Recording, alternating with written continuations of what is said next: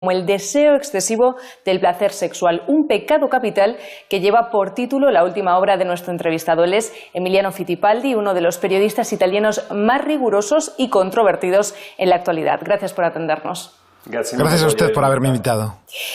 El subtítulo es el siguiente, es muy evocador, es Pecados, escándalos y traiciones de una iglesia hecha por hombres. Vamos a comentarlo ampliamente, todo este subtítulo que es bastante evocador, pero yo quería ir a los datos porque sobre todo tu libro lo que tiene son datos, o sea, pone sobre la mesa datos sobre lo que está sucediendo. Uno de ellos es, por ejemplo, que los 3 primeros años de pontificado del Papa Francisco han sido presentadas ante la Congregación para la Doctrina de la Fe 1.200 denuncias de abusos de niños y niñas. ¿Esto es así? Estamos hablando de un fenómeno de grandes dimensiones y del que no se habla, ¿no? Sí, se trata de un fenómeno de enormes dimensiones del que nadie habla, porque parecía que después de la película Spotlight, en primera plana, de la investigación del Boston Globe entre el 2003 y el 2004 y después de la guerra de Benedicto XVI, el problema se había resuelto. Pero no es así. No es así. Los datos secretos revelados por la Congregación para la Doctrina de la Fe demuestran que el fenómeno se ha duplicado en los últimos años con respecto al periodo que va desde el 2005 al 2010. En los 3 primeros años del pontificado de Francisco, Roma ha recibido casi 400 denuncias procedentes de iglesias de todo el mundo. 400 denuncias similares entre sí, que después los obispos estudiaron y de las que dijeron, es verdad, probablemente estos actos de pedofilia sean ciertos, y mandaron el proceso a Roma. Esto podría ser una cosa positiva, porque podría ser que las palabras del Papa Francisco demuestren que la Iglesia realmente quiere hacer algo, y por eso la gente no tiene miedo de luchar. Esto es importante decirlo. A pesar de ello, el fenómeno, como usted decía, es muy actual y más que nada en los países más católicos, como España, Italia o los países sudamericanos. Es un fenómeno sobre el cual nadie quiere hablar de forma oficial, ni la Iglesia, ni los periodistas, ni la sociedad civil. Monseñor Scicluna, un obispo muy importante en Roma, que ha sido magistrado en la Congregación para la Doctrina de la Fe, ha dicho que en países como España, en países como Italia, no suceden grandes escándalos. No porque los sacerdotes sean mejores que en Estados Unidos o en Holanda, Reino Unido o Australia, donde se han dado los escándalos más importantes, sino porque existe la cultura del silencio, una cultura del silencio que en España o en Italia no permite que salgan a la luz escándalos tan graves. ¿Por qué crees que se da esto de que en los países anglosajones sí que ha salido más a la luz, pero en Italia, España, en Latinoamérica existe esa cultura del silencio mafiosa que has llegado tú a hablar? ¿Por qué sucede y qué se puede hacer para combatirla? Porque pienso que en países más católicos la autoridad moral de la Iglesia es todavía muy fuerte. Las víctimas sienten una gran vergüenza a la hora de enfrentarse a los sacerdotes y contar sus abusos sexuales. El concepto de pecado está todavía muy desarrollado. Yo he hablado con las víctimas y me contaban que cuando un sacerdote había violado a un niño, le decía, "Shh, no digas que he pecado, porque tú también has pecado".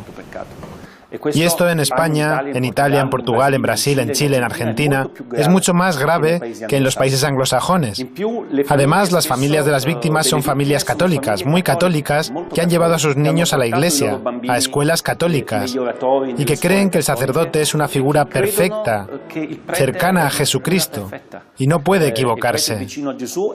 A menudo prefieren creer al sacerdote y sus justificaciones en vez de intentar entender lo que el niño ha sufrido. Por eso no es solo responsabilidad de la Iglesia, sino de mucha más gente. En Italia ha habido 200 pedófilos en los últimos 10 años sobre los que nadie ha dicho nada, ni siquiera los periodistas italianos, solo pequeños artículos en la página 30 de un periódico provincial. Esto, en mi opinión, se debe a que se teme escribir sobre este tema. Hay una autocensura por parte de todos, de las familias, los periodistas, etc. Se habla, pero no hay lucha. Sin verdadera transparencia, estos crímenes no cesarán jamás. Si me puedes decir, de toda la investigación en todos esos países, ¿Qué es el que más te ha llamado la atención, más allá de esas cifras que das de Italia? Si hay algo concreto que te parezca relevante. Sin ninguna duda, el ejemplo que más me ha escandalizado es el caso del cardenal George Pell, ya que el cardenal australiano fue elegido por el Papa Francisco. Fue nombrado por el Papa Francisco como número 3 del Vaticano.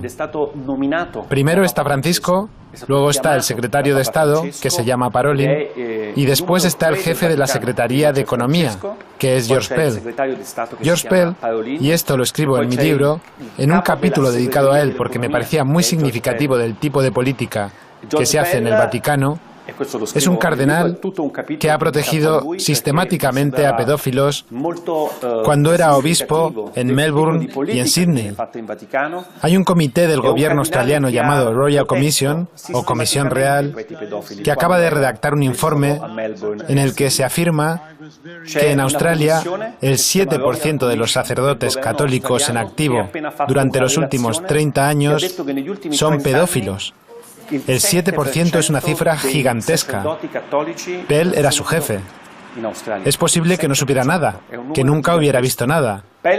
George Pell siempre dice, no soy yo, no he hecho nada. Eso habría que verlo, porque hay personas que acusan a Pell, y esto es una historia de hace pocos meses, de haber perpetrado abusos sexuales. Yo estoy seguro, y he publicado documentos originales a este propósito, de que ha protegido a sacerdotes pedófilos, que ha intentado comprar el silencio de las familias, pagando sumas muy pequeñas, de unos 30.000 euros, por abusos sexuales que llevaron al suicidio. Y esto lo dicen los psicólogos, no yo, de una de las hermanas de las que hablo en mi libro, las gemelas Foster. Todo esto es increíble, porque el Papa Francisco, por su parte, dice que no solo los pedófilos son monstruos y son como el diablo, sino también quienes los encubren, quienes ocultan estos crímenes, y sostiene que deben ser condenados. No logro entender por qué el Papa Francisco no se deshizo de alguien como Pell y que además lo defienda diciendo hay que esperar a la justicia. Hay documentos que a día de hoy han dejado demostrado que Pell no es el hombre adecuado para servir de ejemplo a los católicos de todo el mundo. Dices por un lado que pueden ser que hayan aumentado esas denuncias porque el Papa esté más sensibilizado en este tema, pero por otro lado también aseguras, enseñas esto de que el Papa Francisco ha premiado a personas que han estado encubriendo casos de pederastia. ¿Qué está haciendo realmente el Papa Francisco para combatir la pederastia en la Iglesia? En mi opinión, está haciendo muy poco. Sus declaraciones son muy importantes. Dice que la pedofilia es como las misas satánicas, como las misas negras, que hay que combatirlas con todas nuestras fuerzas. Pero son solo declaraciones. El Papa Francisco no solo ha premiado al cardenal George Pell, también lo ha incluido en el C9, el grupo de 9 cardenales que deben ayudar al Papa en la gestión de la Iglesia Universal, es decir, los cardenales más poderosos de la Iglesia Católica. Ha incluido a Pell, ha incluido a Errázuriz, un cardenal chileno que ocultó en su escritorio durante 6 años 5 denuncias contra un sacerdote pedófilo y violador en serie de Santiago de Chile, llamado Caradima, porque no creía a las víctimas. Decía, ustedes están mintiendo. Caradima para mí es un santo. Y nunca trasladó estas denuncias de Santiago a la Congregación para la Doctrina de la Fe en Roma. Francisco lo ha permitido. Sobre Pell podía no saber nada. Algunos dicen que al estar Francisco en Buenos Aires, cuando llegó a Roma, llamó a Pell sin saber lo que estaba pasando en Sydney. Pero Santiago de Chile está muy cerca. En todos los periódicos sudamericanos se habló de Caradima. Por eso Francisco no podía no saber lo que pasaba con Caradima. No obstante, llamó a Errázuriz, que era su amigo, como su consejero. Francisco ha creado una comisión para la tutela de menores que todo el mundo ha considerado revolucionaria, como todo lo que hace este Papa, ¿no? Yo fui a ver porque pienso que un periodista siempre debe mantener la distancia con la propaganda de los poderes, ya se trate del poder político, el poder económico, el poder de un partido o el poder, en este caso, eclesiástico de un Estado como es la Ciudad del Vaticano. Fui a ver qué hacía esta comisión. Nada. Se ha reunido 3 o 4 veces de manera plenaria, todos los miembros, 3 o 4 veces al año durante 3 años. No tienen ningún poder de investigación real. No conocen los números que he publicado. Todo está escondido en los archivos de la congregación, que es la que tiene el verdadero poder. Tanto es así que hace 2 meses se fueron Mary Collins y Peter Sanders, 2 víctimas de pedofilia que fueron nombradas por el Papa para formar parte de la comisión. Estas 2 personas, Saunders y Collins, dijeron: nos vamos porque esta comisión no sirve para nada. No sirve de nada porque no tenemos poder, porque la curia romana se opone a lo que nosotros cambiamos. Nos vamos porque esta comisión es una gran operación publicitaria de Francisco y yo no quiero formar parte de ella. Probablemente esto sea demasiado severo, pero hasta ahora esta comisión no ha hecho prácticamente nada. En esta lucha estamos hablando de declaraciones, de comités que finalmente no hacen nada, de todo esto que nos has ido desgranando, pero más concretamente, judicialmente, a nivel judicial, a nivel de tribunales, ¿ha habido algún condenado por todos estos delitos que tú has ido recogiendo? No lo sabemos. Lo que quiero decir es que cuando Francisco fue elegido porque Benedicto XVI dimitió. Benedicto XVI dimitió para mí y para los que conocen un poco el Vaticano por 2 motivos fundamentales. Uno de ellos lo explico en Avaricia, el libro que escribí primero, los escándalos financieros y las guerras internas de poder del Vaticano por el patrimonio, la riqueza de la Iglesia Católica, que es enorme. El segundo motivo fueron los escándalos de abusos sexuales. Y todos pidieron, incluso los fieles, cuando se eligió al Papa Francisco, que hubiera una mayor transparencia, transformar la Iglesia en una casa de cristal en lo que atañe a las cuestiones financieras y el asunto de los abusos sexuales. Por ahora no hay mucha transparencia ni en lo uno ni en lo otro. Nosotros no sabemos nada de las denuncias que llegan. Traté de descubrirlo e invertí meses de trabajo, pero no sé cómo van a terminar estos procesos. No conozco el nombre de estos pedófilos.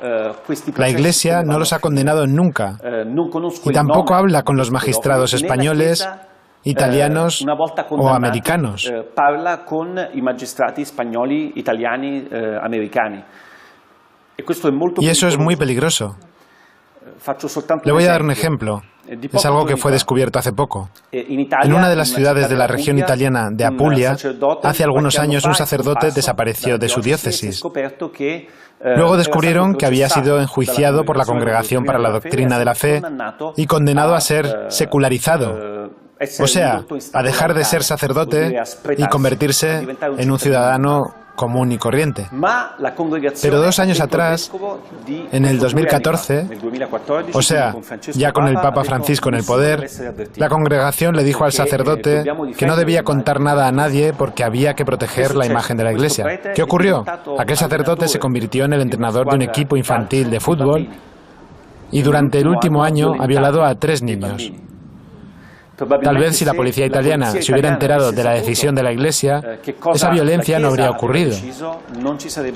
Tales cosas pasan en todas partes, en España, en Italia, pero hasta hoy es casi obligatorio que la Iglesia se quede callada, porque los sacerdotes, si alguien me cuenta algo a mí, que soy periodista, y si la Iglesia descubre que alguien ha hablado con un periodista sobre esos procesos, mi fuente de información se arriesga a ser despedida del Vaticano o incluso a ser excomulgada.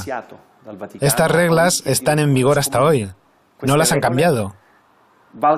Mientras no se cambien estas reglas, tengo pocas esperanzas de que ese sistema de defensa de pedófilos llegue a destruirse.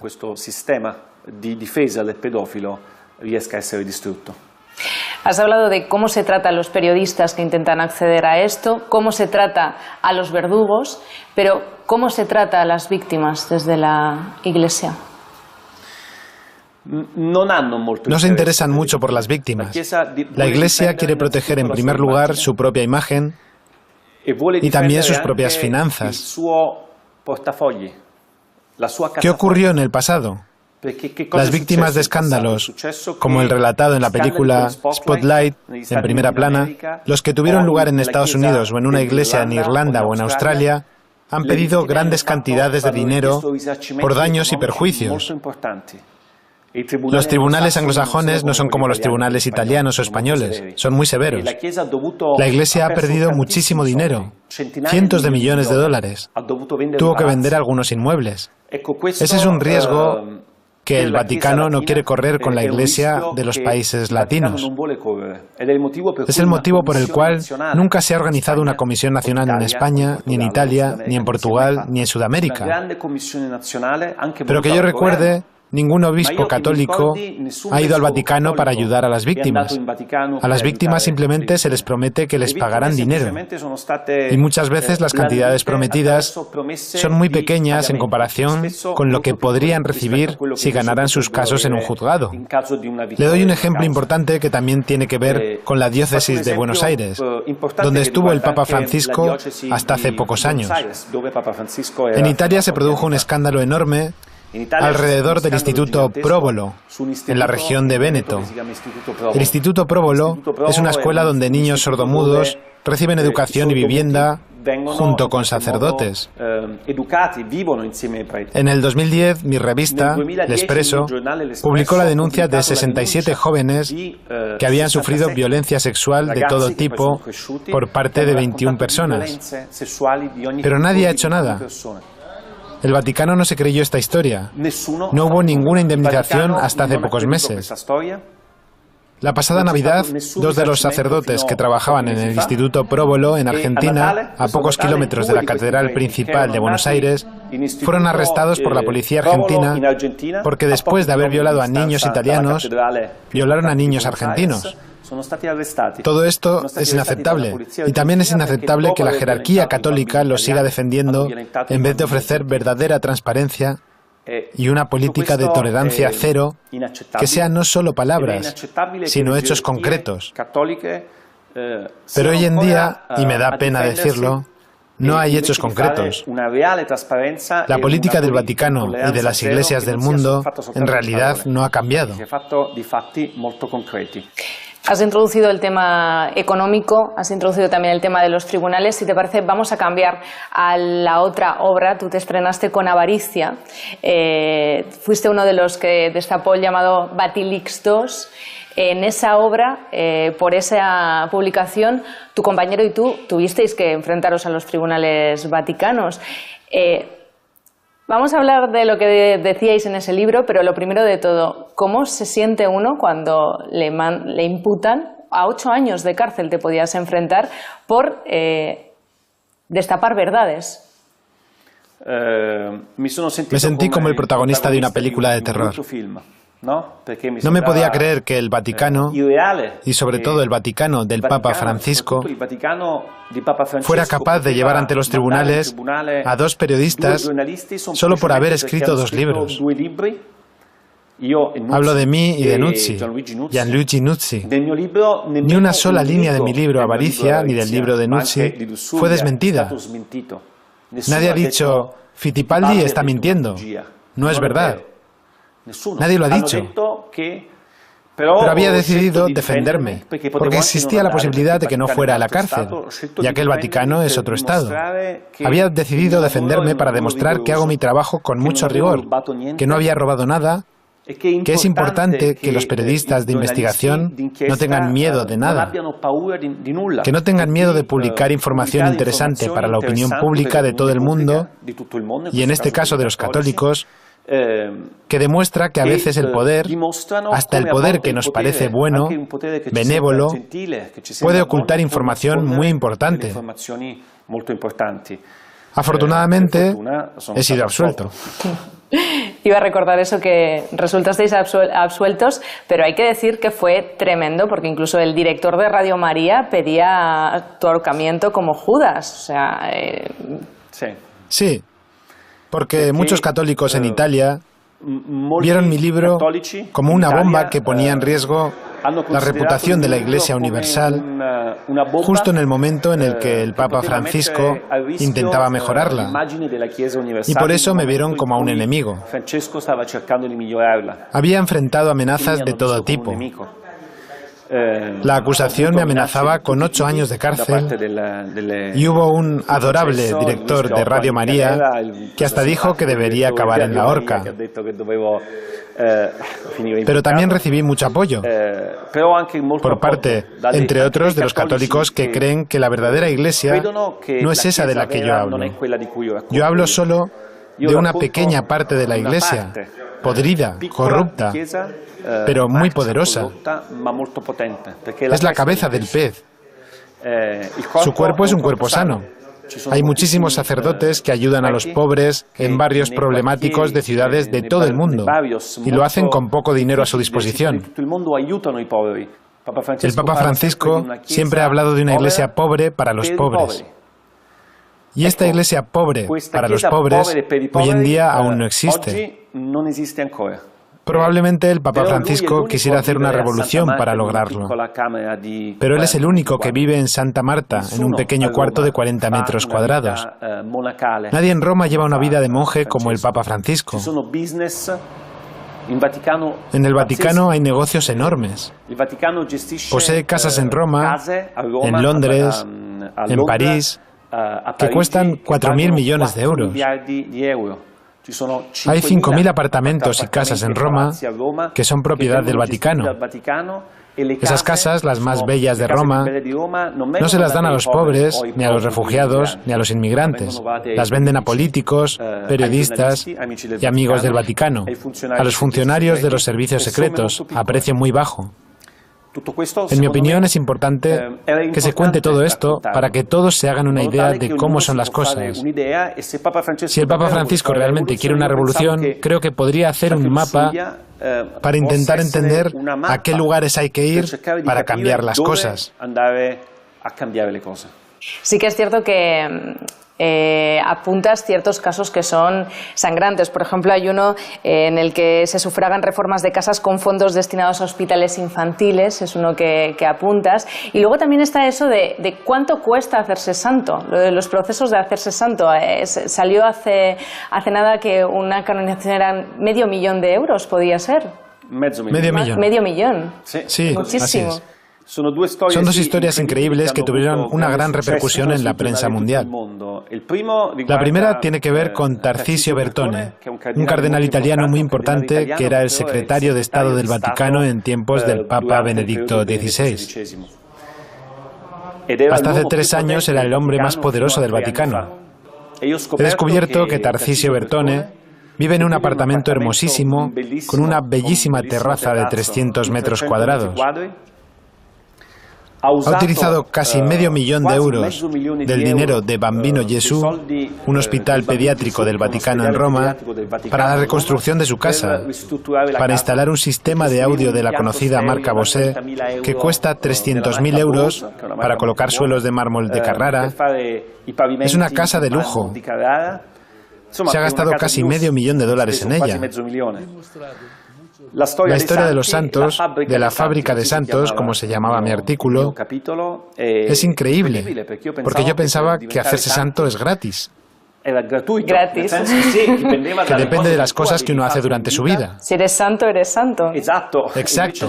Pero en realidad no es así. Los herederos o las asociaciones religiosas relacionadas con la persona que ha muerto deben hacer una solicitud al Vaticano.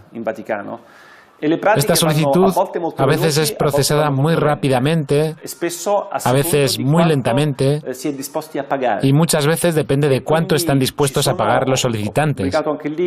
Hay documentos publicados, decenas de actas de canonización, así se llaman, y también de beatificación, y a veces primero hay beatificación y después canonización, que cuestan 200, 300, 400, 500 y hasta 700.000 euros. Es una fábrica que enriquece a mucha gente en el Vaticano, a muchos abogados especializados que se ocupan solo de eso, y es una vergüenza. Es escandaloso porque hay países muy ricos como Estados Unidos o Alemania donde hay muchísimos santos. En países más pobres, como los de África o Sudamérica, aunque sean más católicos, hay muchos menos santos. Siempre me he preguntado por qué es así, y ahora finalmente he descubierto la respuesta. Hay que pagar para hacerse santo. Cuando hablé de eso en mi libro, pensaba que se produciría una revolución dentro del Vaticano con el fin de cambiar ese sistema. Sé que el Papa Francisco hizo pequeños cambios, diciendo que no hay que pagar demasiado, pero hasta ahora todo permanece en la oscuridad. No se ha conseguido verdadera transparencia sobre este tema y tampoco en lo que toca a los fondos de caridad que, en vez de destinarse a los pobres, acaban en los bolsillos de los cardenales. Sobre eso tampoco se sabe nada todavía. En este panorama en el que hasta la santidad se compra, ¿Emiliano Fittipaldi es creyente o no es creyente? Soy agnóstico. Creí en Dios hasta los 10 años. Mis padres izquierdistas no me bautizaron porque querían que yo mismo decidiera si quería o no ser bautizado. Cuando era pequeño hice una peregrinación y me bauticé solo a los 10 años. Fui bautizado e hice la primera comunión. Y después, poco a poco, fui perdiendo la fe. Creo que me faltó esa suerte, porque para mí tener fe es una cuestión de suerte. Si uno consigue creer en Dios, tiene una gran fuerza. Pero yo tampoco pretendo ser ateo, porque también me hago la pregunta más importante. ¿Por qué estamos aquí? Y no puedo decir que estamos aquí por casualidad, que somos un producto de la evolución de alguna célula. Pero mi trabajo, mis libros, no están dirigidos contra la fe. No tienen nada que ver con la fe. Tengo un respeto absoluto por la fe, no solo por la católica, sino también por la de cualquier forma de religión o espiritualidad. Mi libro es un libro que critica la estructura de poder de personas que, en mi opinión, van en contra del Evangelio, en contra de la palabra de Cristo. Creo que eso es lo que todos los periodistas, no solo los periodistas de investigación, deberían hacer. Intentar contar aquello que el poder no quiere que el público sepa. Algo que en realidad no tiene nada que ver con la fe. Si te parece, ponemos punto y final así a nuestra conversación. Gracias por estar con nosotros. Gracias a ustedes. Ha sido la entrevista con Emiliano Fittipaldi, periodista italiano.